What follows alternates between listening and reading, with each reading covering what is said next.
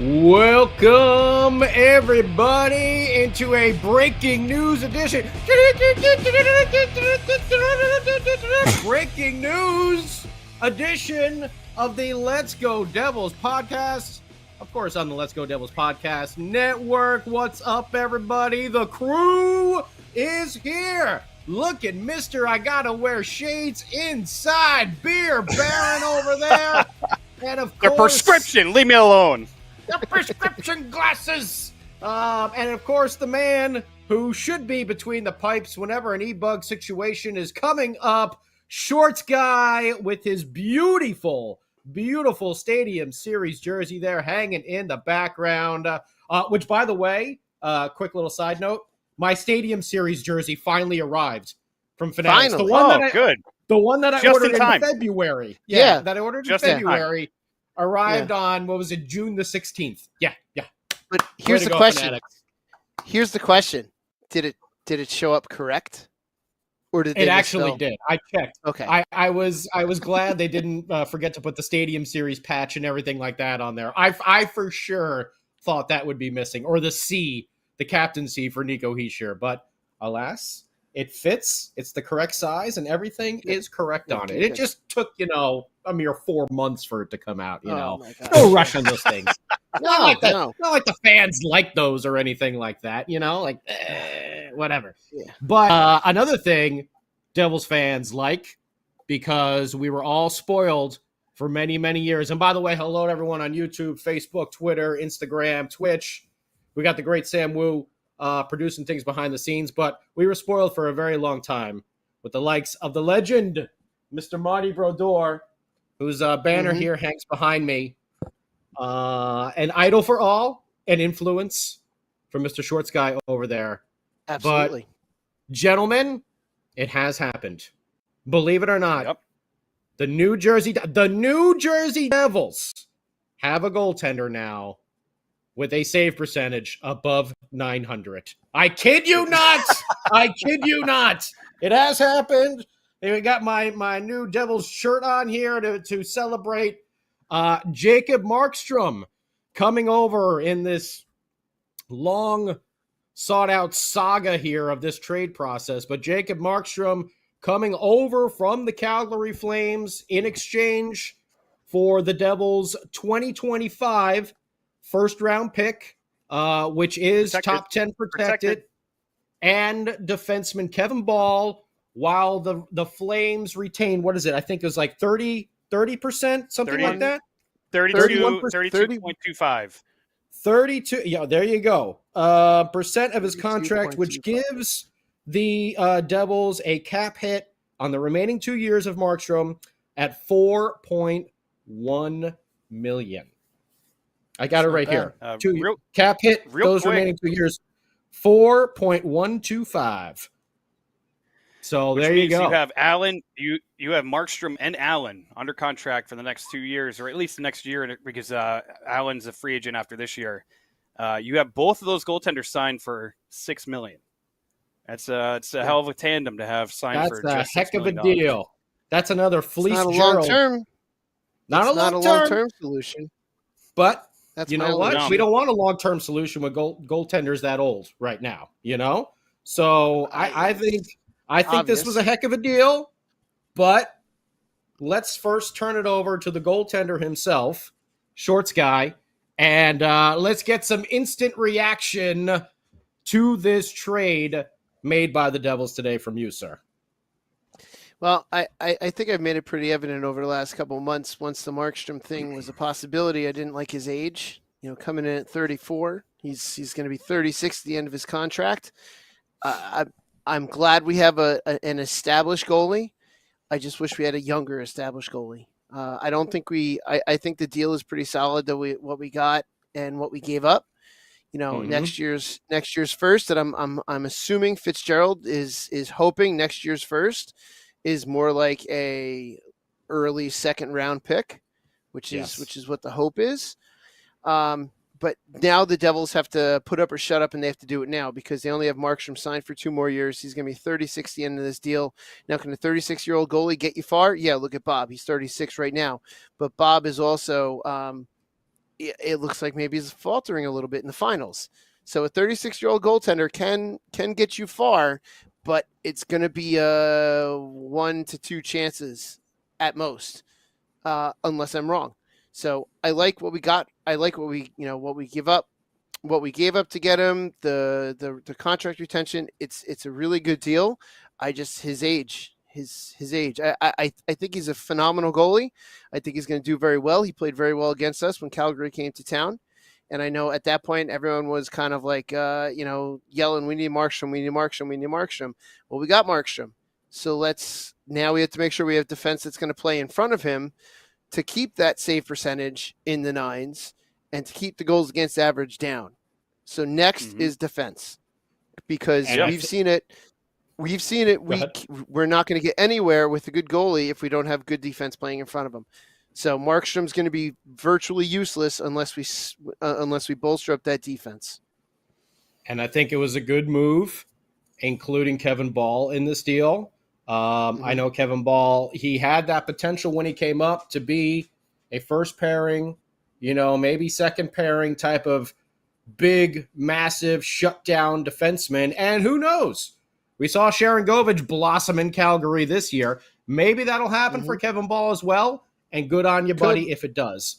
But Kevin Ball, I don't know if I'm alone in this, but with his size, I was always wishing he was playing a little bit more physical. And also, he made a lot of bad turnovers in the defensive zone repeatedly over and over again. And I get it. He's a young defenseman, but there were a lot of mistakes made there by him.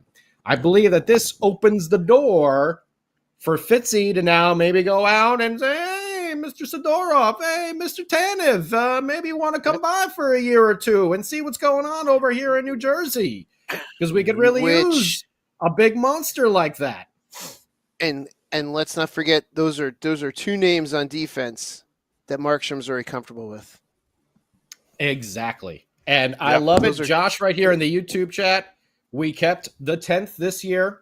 We kept Holtz. I know everyone is like iffy on Holtz. I'm saying give that kid a minute. Look at Sharon Govich.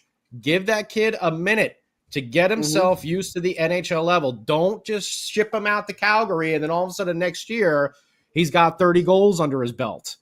Give him a minute to get himself established here. All right, he's a young kid coming from Sweden, bigger ice surface. We know all that, but give him some time. I'm so glad that Fitzy did not give up the 10th, did not give up Holtzy. You knew Casey wasn't going anywhere, but the big one obviously was Dawson Mercer. We know his name was on the table for a lot of this stuff. We know Luke wasn't going anywhere. We know a lot of people weren't going to get moved there, but Holtzy, Dawson, we heard that those 2 names come up quite often. And that first round pick for this year, it gives Fitzy time to maybe swing some other deals, and who knows? Maybe he lands himself another first round pick next year. We have some time to go through that. But I think including Ball in there to get that salary retention as well is just a great move by Tom Fitzgerald. So let's go to the man in the shades. The prescription, damn it! The prescription. I need him to see. I need him to see. I was in such a rush. I was in such a rush that I couldn't find my other glasses. I left them in my car. I was running out of my car. I'm like, oh my God, I got to get on the air.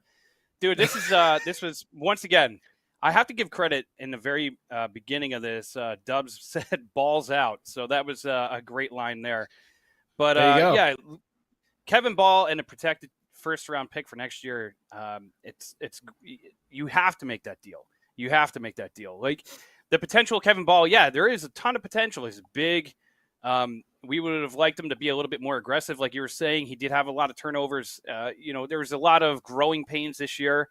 By the way, I keep like squinting because I had sunscreen on my face and it's like now running into my eyes and sweating my ass off. But yeah, like this is a great deal. But like you said, they need to. There's still other needs out there. They need to find another defenseman. They need to find a top 6 winger. I think he can do it. I don't know if he's going to do it via trade. I don't know if he's going to get one Brady Kachuk or if he's going to go and do something else. But either way, this is the first step to what I feel is going to be one hell of a season coming up, because solidifying that back end right now has got to be priority number one. Before that winger comes in, go out, get Tanev, like you said, get somebody, maybe via trade, go get somebody else. You're getting Dougie back. It's going to be a different look. It's going to be a different feel. And hopefully, Luke having a year under his belt, Nemec having a year under his belt, we see them take a step forward instead of like Ball did, take a step back. By the way, I have to say, Fitz must be one hell of a salesman, because the fact that it was only Ball in next year's first is one hell of a sale, especially retention on that too. I mean, they need defensemen and young defensemen. They need young defensemen, but Tanev and Osman. No, Tanev is a shot blocking machine. I don't know if you saw him in any of the Dallas Stars series there, but when he went down, series too. It really was. Yeah, I think Ottinger had like like an anxiety attack there when Tanev got his foot hurt, because he's like, how am I going to stop all of these now? But no, someone like Tanev would be, immensely great. But I think this is another one of those really, really ingenious moves by Fitzy, because Calgary they were not in the driver's seat in this situation.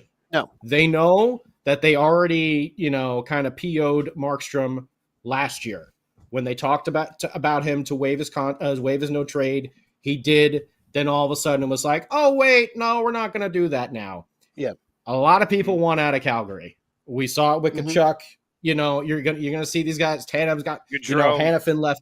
Yeah, they all wanted out of Calgary. So whatever the hell is going on up there, it's not the place to be. But you can't have a goaltender who's got a $6 million hit on your roster and just say, oh, we're gonna sit him down. We're not gonna play him. We're gonna let him sit out. That's just stupid, because A, you're wasting money. B, you're telling every other free agent this is how you're going to treat people. Why would anyone want to go to Calgary if this is the way they're going to be treating their star players? So Calgary was at a huge disadvantage here. And I love that Fitzy once again zeroed in on that and saw like, hey, Markstrom is the one who wants out. Saw the opportunity. We don't have to make this deal. We can go and look at Olmark and Saros and other places as well. We know they're going to cost a little bit more, but whatever. Or Olmark might be the same. Saros obviously maybe a little bit more. But we know we had other options. But, Markstrom was not going to go to Ottawa because they're not ready yet. The Devils are a team that is ready to make that playoff push. And Markstrom, at his age, he's had some, 2 or 3 playoff runs, but he's never won a cup. Mm-hmm. So if you want a real decent chance to win a Stanley Cup in the next 2 years, as we all know, Sam Wu has said many times, 2025. So we'll see what happens. We'll see if Sam Wu's right. We got the receipts on that. We know Sam Wu has screenshotted. We do have the receipts, and it's ready to go if it does happen. I'm sure Sam Wu has the receipts of people arguing him about that too. Oh, of course. Yeah. Of course, without a doubt. Before the season starts, we should just all take $100 and put a $100 bet on it, and just let it ride. We could do that. In Wu we trust. In Wu we trust. Where there's a Wu, there's a way. But Markstrom, he had the power there, and Calgary did not. Mm-hmm. He's just saying, "This is the team I want to go to. If you want to trade me, here it is. These other places, I'm not interested. I don't care what they offer. Mm-hmm. Yeah, this is where I want to go. I'm not going up to sit in Ottawa in this rebuild for the next 2 years. So send me to Jersey. We know they had a bad season. They had injuries. The goaltending, I can go in there and fix that, along with Jake Allen. We know that Dawes, we know Schmid, we know they're not ready. So you get these 2 guys who are on the short term, but you got a real chance to make a run here. You bring in someone a la a Tanev, a Zadorov, someone like that to fill out your defense. Go get Sam Bennett, Fitzy, or someone along the lines.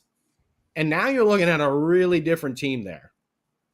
that can, Dangerous team. play a little tough and rumble.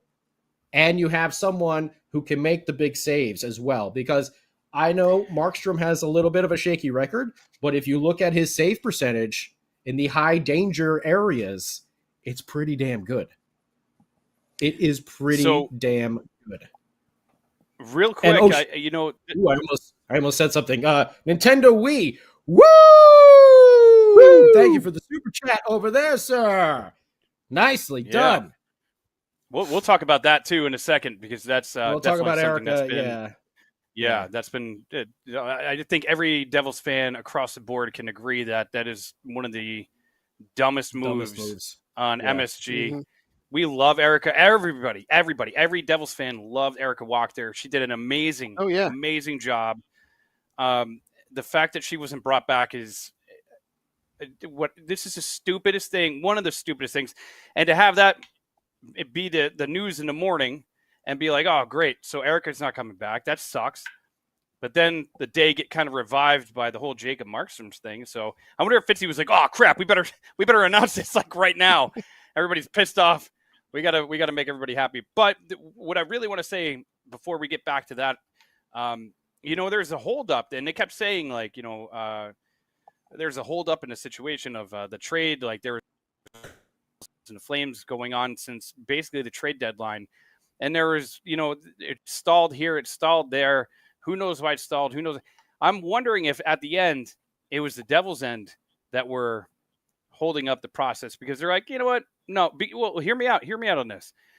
My thought process is something that you said, where they had other options, or at least like on paper, they had other options where they could look at Omark, they could look at Saros, they could look at Bennington, they could look at other goaltenders that might have been available that, yes, could have cost more. And maybe Calgary is like, hey, listen, you give us this, and this. And we're like, no. We're okay. We're fine. We like Jacob, but we don't need to give up that much. So I wonder if it was on both sides, or if it was more on the Devil's side that was holding that up towards the end there. No, I think that you can put on Calgary, because they were starting to ask for way too much.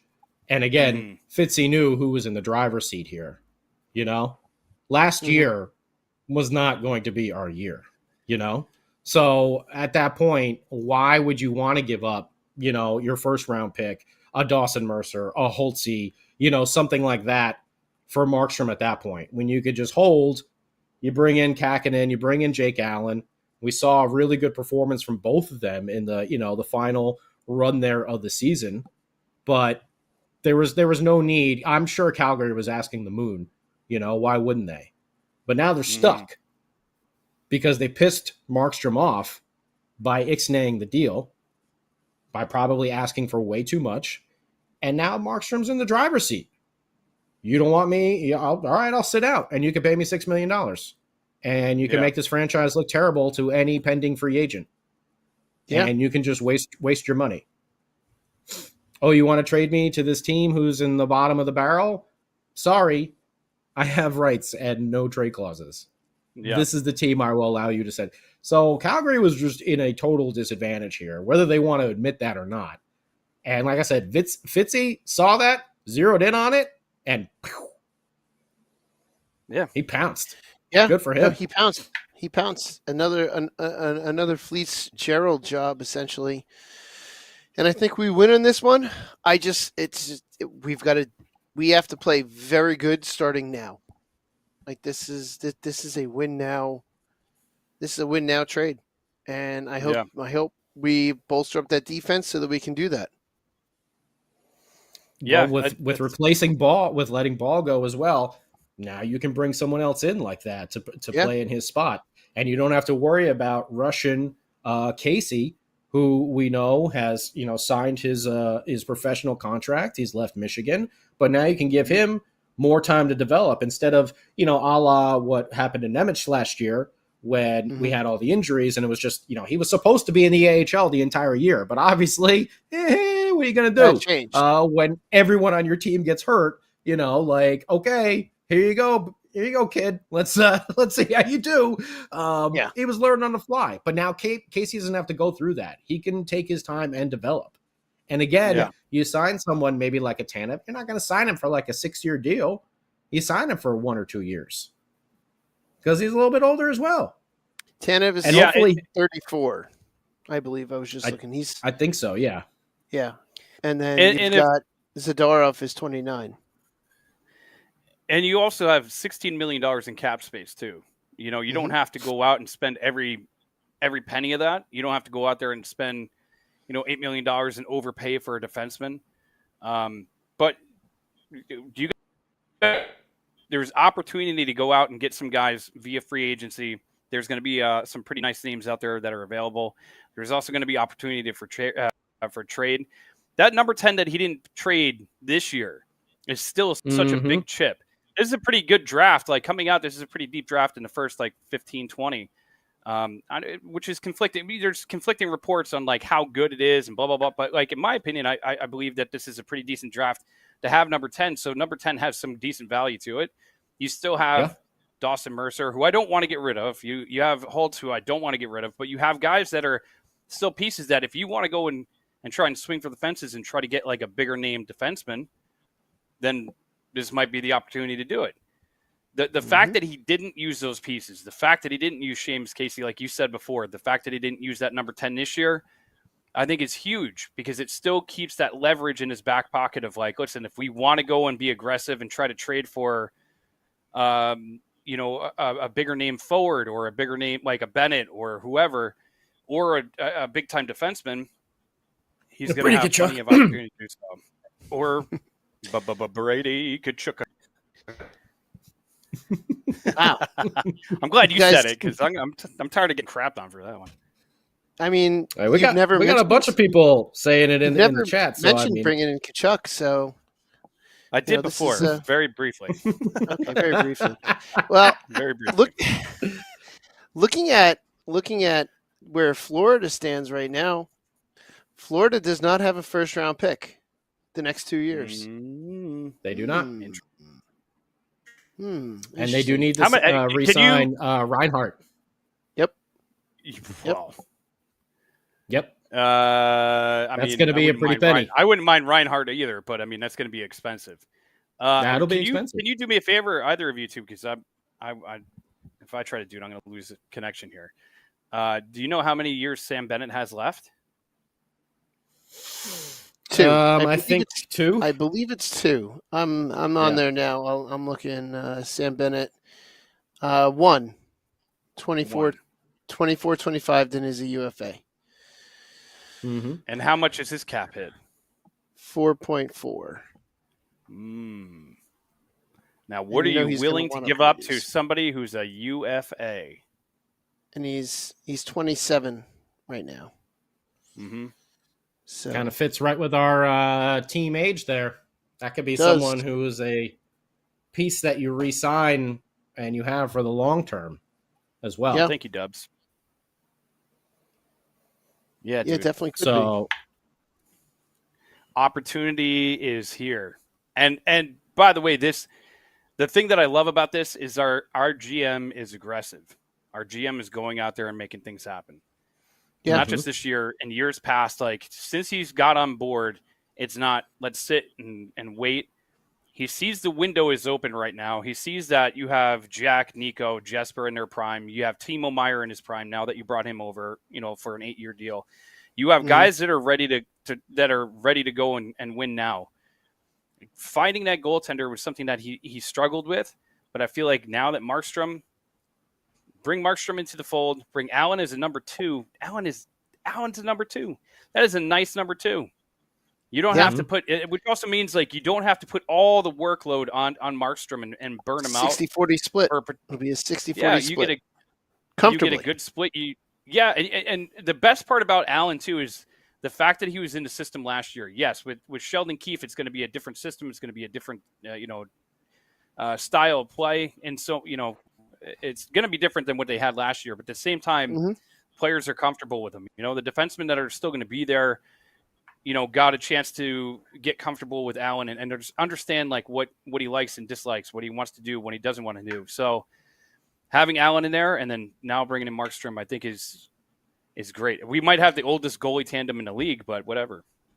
And if Hey, you can bring in, it, if you can bring in a it worked Zadorov, before when we had Marty and Moose. You know, went all the True. way to the finals. But the thing is, too, Markstrom is usually a workhorse there.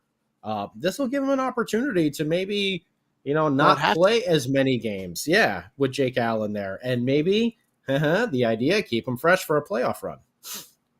Mhm. Yeah. and you bring in a Zadorov or a Tanev who Markstrom's comfortable playing with. Yeah, that's a good thing. That's a real good thing.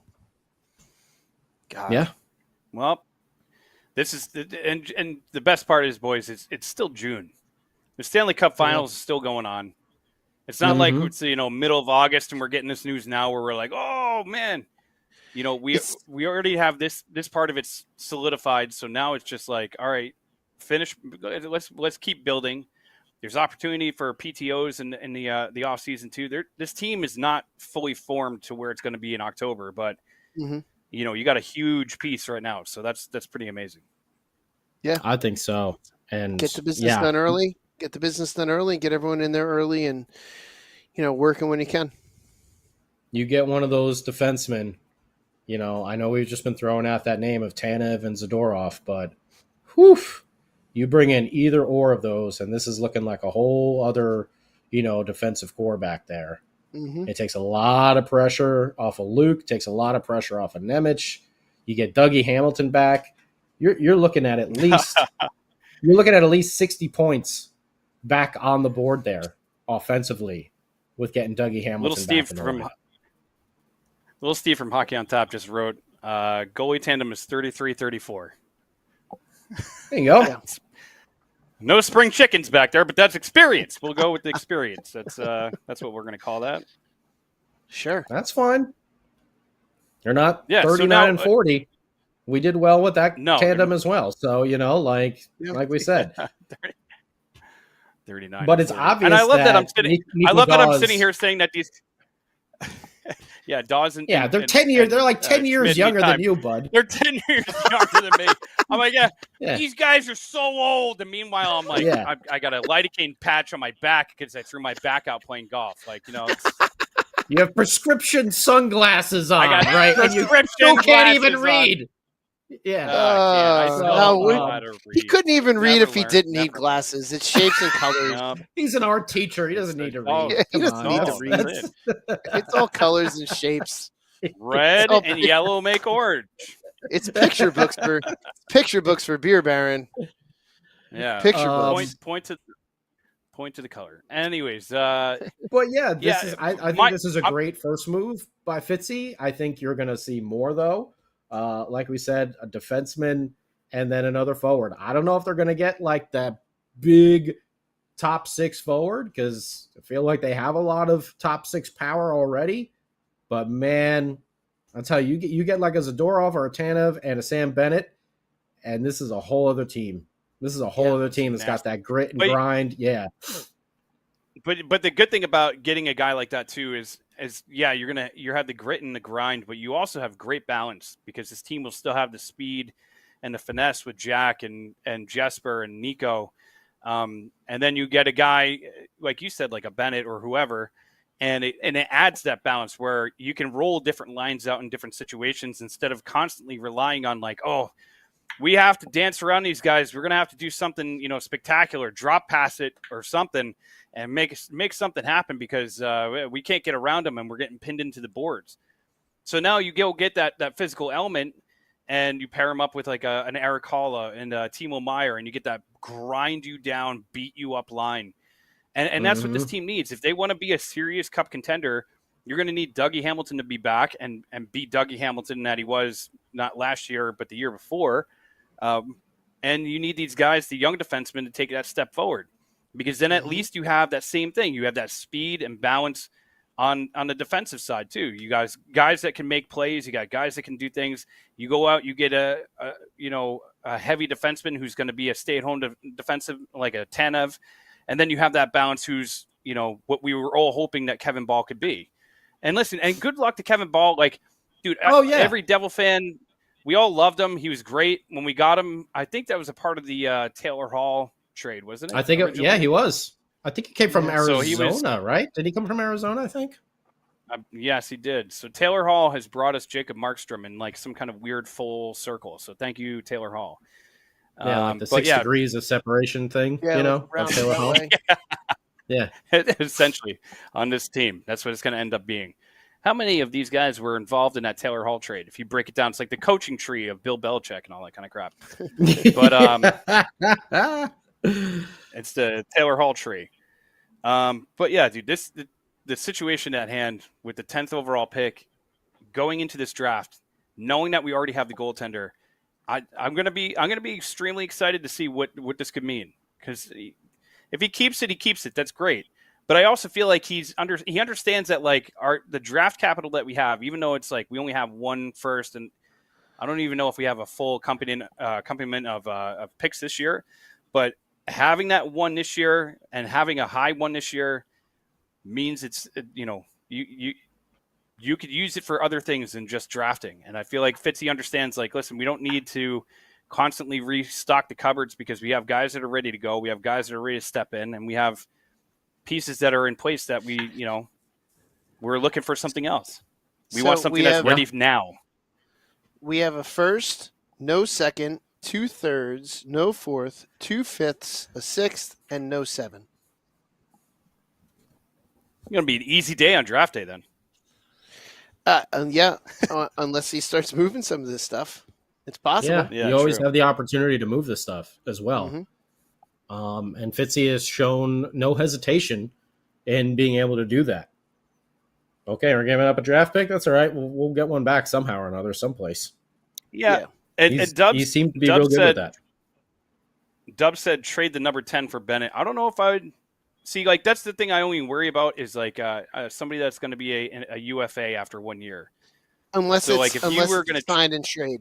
If it's a sign and trade, that's a different story. Yeah, a sign and trade, or you have like a handshake agreement. Like, okay, as soon as we bring you in, we're going to structure an extension within the first 6 months of you being here, or blah blah blah. 6 months, but giving up 6 hours. Take the trade, then announce an extension. Exactly. Yeah. Immediately. So, if you're going to do that, that's the avenue you're going to go, because I don't think you want to give up that 10th overall pick just for a 1 year rental. What about giving up the 10th overall for Brady Tkachuk? Oh, that would be great. That'd be a great idea. Great idea. If I were you, I'd package that up with a Holtz and a Seamus Casey. Make it happen. I saw somebody was like Brady Tkachuk for Nemeth straight up, and I was like, ooh, I probably still would do that. I know there's a lot of people that are like, that's dumb, and I'm like, yeah. But we have Luke and we have Casey. It's kind of like the same. We'll see what they do. We'll see what they do. But is this the most pre-Stanley Cup post-season trades we've seen in a while? I feel like maybe we haven't seen this many, because I just saw another one come over that Pierre-Luc Dubois is going to Washington for Darcy Kemper. So Pierre-Luc Dubois fails in another city. When did that just go down? It just went down, yeah. Wow. Yeah, it's odd because I was expecting this Markstrom announcement to come like as soon as the cup got handed out. I feel like yeah. It's just been way too quiet on this front. I was just like, there's a deal done. They're just waiting to announce it, and then they were like, "Oh, Panthers will win last night. No problem. We'll do it in the morning." Crap. They lost. Well, F it. Let's just do it. What are we going to do? Yeah. I was hoping they'd win last night. I do have to say I enjoy how the Oilers have made this series like a lot more competitive and a lot more fun to watch. And yesterday's game was, God, just Connor McDavid. Good Lord. My favorite part about Connor McDavid being in the Stanley Cup Finals is people that are not aware of hockey or like casual kind of like, oh, I know who Connor McDavid is. You get a chance to see what this dude can do. And you understand going through an entire season, going through the entire playoffs, and then still being able to do what he is doing in the Stanley Cup Finals. Like that play last night, that pass that he had to Corey Perry was like one of the most, he had like 4 dudes. He like beat like a 4-on-1 and just was like, oh, here you go, Corey Perry. Imagine if Perry shanked that. I think that McDavid would have been able to come around the back end of the net and just like double axe handle him over the head. That was like one of the Imagine- most beautiful passes. Imagine that being Jack Hughes to Sam Bennett. Yeah. Hey. Yeah, that would be nice. Wouldn't that be something? That would be nice. would be nice. Can you imagine Or those Brick lines? Chuck. Oh, man. You think about That something like Kachuk that? line. Oh, can you imagine like Think about it all Holla, the time. Jack, and Sam Bennett? You put Timo up with Nico and Jesper, and you got a third line with like Holtzy, Dawson Mercer, and Palat. Woo! Yeah. And then your fourth line, you can choose like who you want to throw out there. Really, like it's just man, those would be 3 absolutely dominant lines right there. It really would be. Jack would be Yeah. very well protected out there as well. So, woo, man, I love that Fitzy has not just sacrificed everything as well. I'm glad that he waited, like you were saying, and that he didn't just let's just do the deal. Let's do Holtz. Let's do Let's do like 2 first rounders. Let's do like that's definitely one thing he has a track record of, like, even if the Sharon Govich trade, which is hindsight, because if you looked at it at the time, you're like, hell yeah, I'll take Toffoli and his like 30 goals and give you Sharon Govich and his like 15, 20. Like, yeah, no problem. At the time when that trade was made, it seemed like a no-brainer. And then, Sharon Govich went and did amazing in Calgary. And like everybody was like, oh, damn it, like Fitzgerald was stupid for letting him go, blah, blah, blah, blah. And I'm like, that's one of those trades. It's like it's an afterthought. You always saw the potential of Sharon Govich.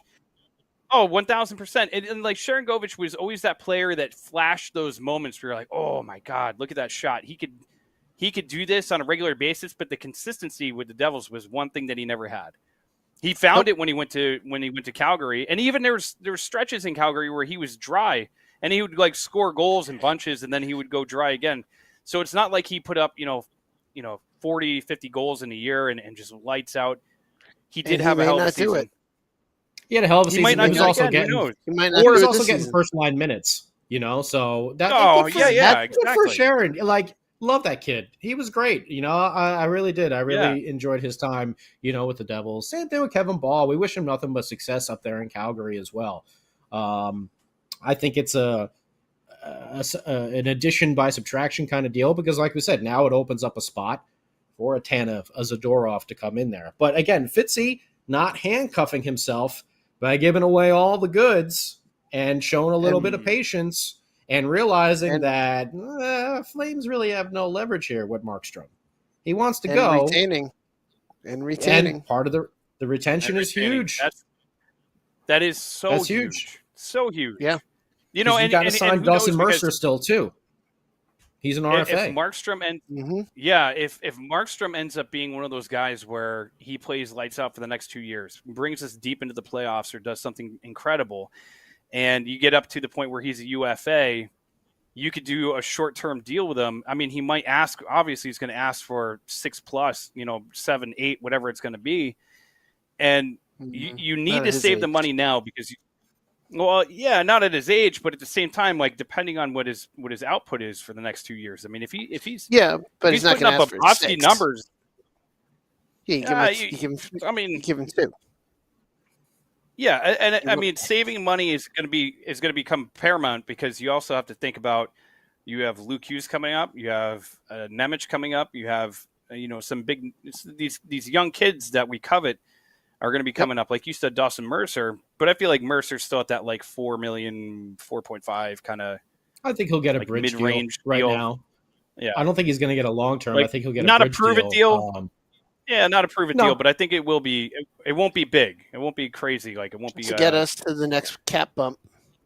Yeah, yeah, and that's another thing too to keep in mind. Yeah, it is going to go. I mean, and like I know I've said this 1,000 times already. Player salaries are jumping a lot faster than that cap bump. So, as Shorts Guy just said, this retention that Fitzy got out of Calgary, by including someone like a Kevin Ball in there, is just massive. Huge. It's massive.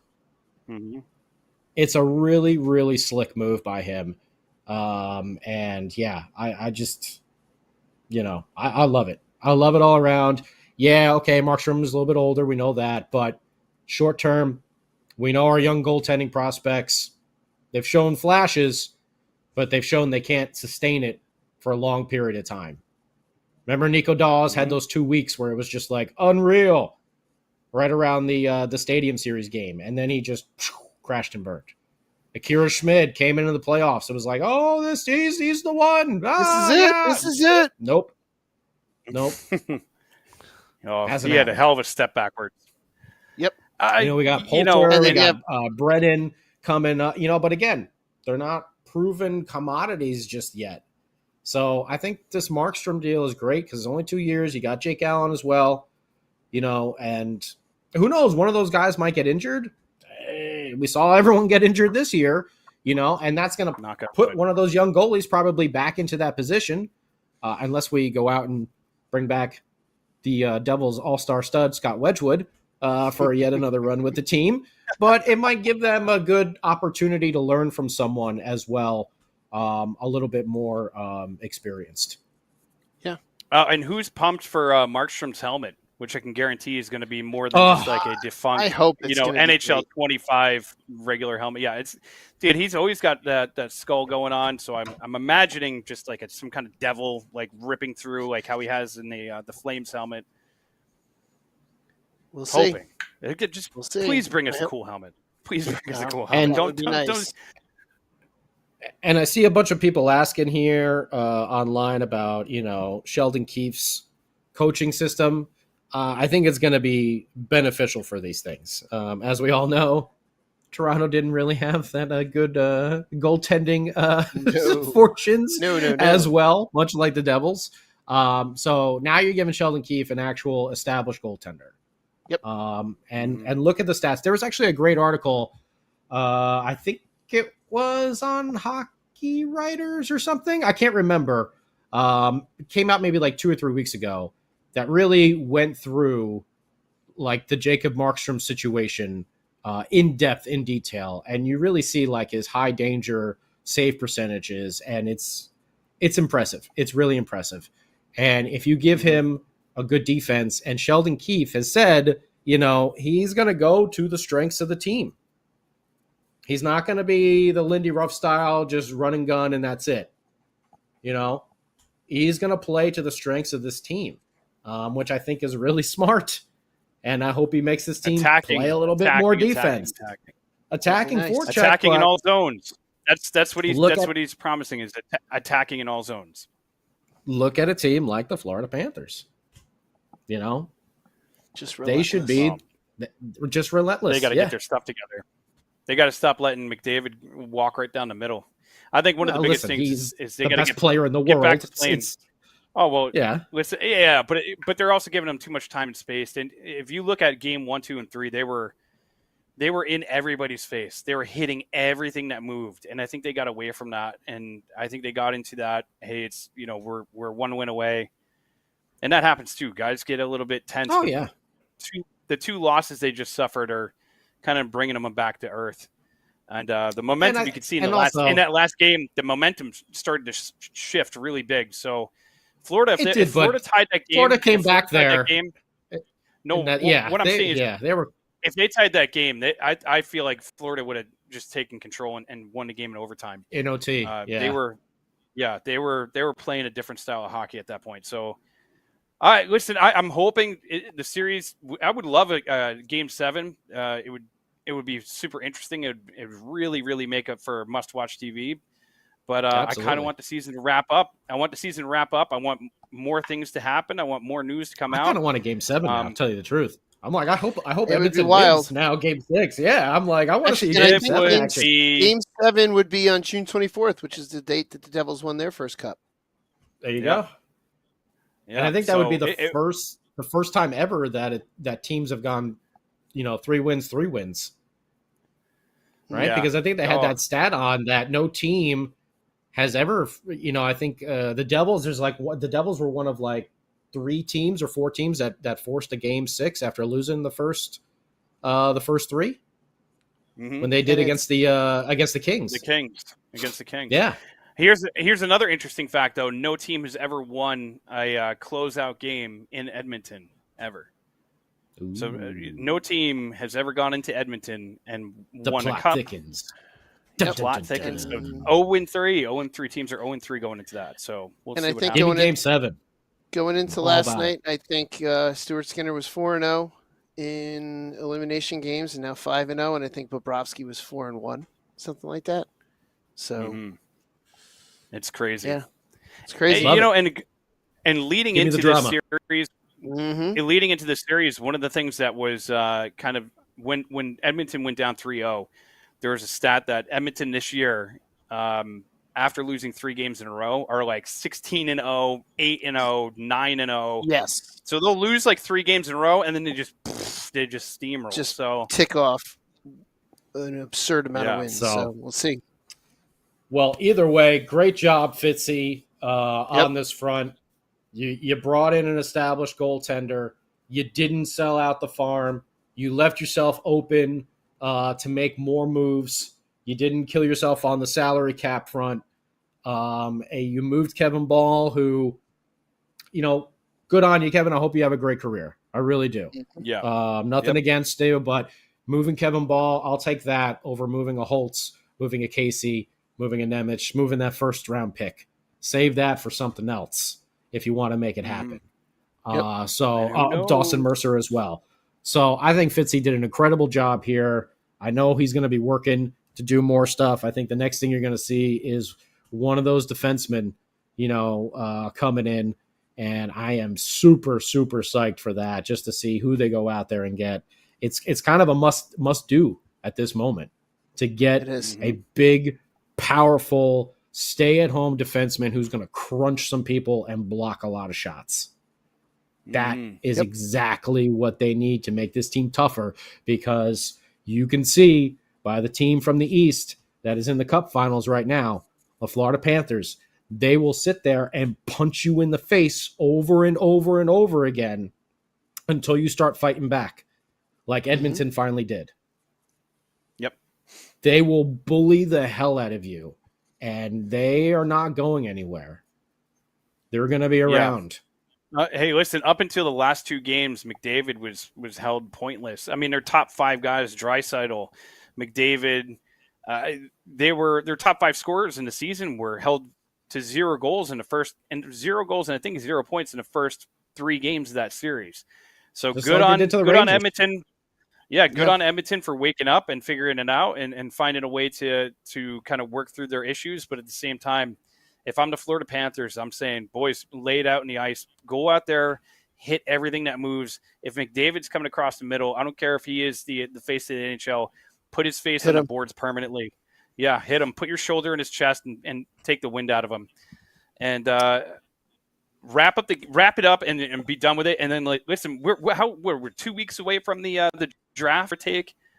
So the draft is right around the corner. And if you feel like this Markstrom move is the only move, I think you're crazy, because there's going to be July 1st is coming. It is. July 1st is coming. Fireworks before the 4th of July, boys. And you know that we're going to be doing breaking news on all of these moves that are coming up, because we know there's going to be more that happen. So keep it locked here. Like, follow, subscribe on the YouTube page so you know when we're going live with these podcasts. We thank everyone on YouTube, Facebook, Twitter, Instagram, for chiming in and making your thoughts heard. Yes, Robert. Yes, we do see, as we've been saying, we do see the Devils making more big moves, and we're going to be talking about it here as they happen live on the Let's Go Devils podcast network. So we'll get into some final thoughts right now and wrap this bad boy up. I know we didn't get to touch on Erica just yet. Maybe we'll do that on the Sunday show, or maybe on State of the Fan Address with Nick Villano a little later. Going to miss Erica. I think she did a hell of a job. I think she'll be snatched up by either the NHL network or the MLB network, where she's already a regular on a lot of the, 2-night shows, the wrap-up shows and everything like that. But I could totally see her, taking on a regular spot over there. Erica, you are the best. I think you did a phenomenal job. Don't know what the hell the Devils were thinking on that one, but I'm glad. Devils. James Dolan and MSG, not the Devils on that one, buddy. Oh, that's right. I'm sorry. Yeah, James Dolan, MSG. Oh, well, now that all makes Even sense. more reason to yeah, hate James Dolan. Even more reason to hate James Dolan. But hopefully Erica will land somewhere, like we said, relatively soon. I think she will because she is beyond super talented. And hey, fellas, we got a goaltender with a save percentage over 900. Say it ain't so, but it is. And I am excited. I am more excited for this next season than I've been in quite some time. But, we're healthy, blah, blah, blah. You actually have a goaltender who can stop the puck consistently. Yep. Yeah. And that's going to be huge for this team. Oh, Sam Wu's going to be the on-ice interview person, by the way, in case anybody's wondering. Breaking news. Wouldn't that be something? All right, boys. Well, enjoy the rest of the day. And how about a final thought there, Beer Baron? Oh, that's my final thought. Just enjoy the rest of the day. Beautiful day. All right. No, my final thought. Yes, everything. Have a great day. We'll see you guys later. Awesome. Markstrom, let's go. Bring in defensemen to help Markstrom. Next move. Right there. It's going to happen. Want to thank everyone once again on all the socials. Like we said, don't forget, follow, like, subscribe. So you know when we're going live here on the Let's Go Devils Podcast Network. Sam will be putting up this episode a little later. And don't forget, State of the Fan address is right around the corner as well. With Nick Milano from Pucks and Pitchforks. Big thank you to the greatest hockey producer and the king of the football calls, Sam Wu, behind the scenes making everything happen. Until next time, what do we like to say, fellas? Let's go. Go Devils. There it is.